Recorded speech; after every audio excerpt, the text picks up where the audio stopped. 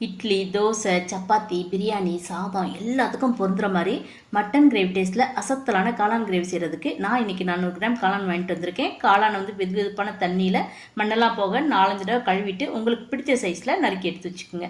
Mixie ஜாரில் சோம்பு, ஜீரகம், மிளகு, கசகசா, முந்திரி பருப்பு, புதினா, கொத்தமல்லி, கருவேப்பிலை, கொஞ்சமாக வெங்காயம்லாம் சேர்த்து நைஸாக அரைச்சிருங்க.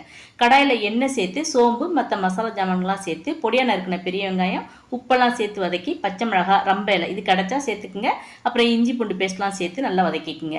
அப்புறம் அரைச்சி வச்சிருக்க மசாலாவையும் சேர்த்து பச்சை வாசம் போகிற வரைக்கும் நல்ல எண்ணெயில் வதக்கிடுங்க.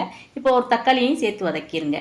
இது கூட மிளகாத்தூள், மல்லித்தூள், கரம் மசாலா, மஞ்சள் தூளாக சேர்த்து நல்லா வதக்கிட்டு காளானையும் சேர்த்து வதக்கிடுங்க.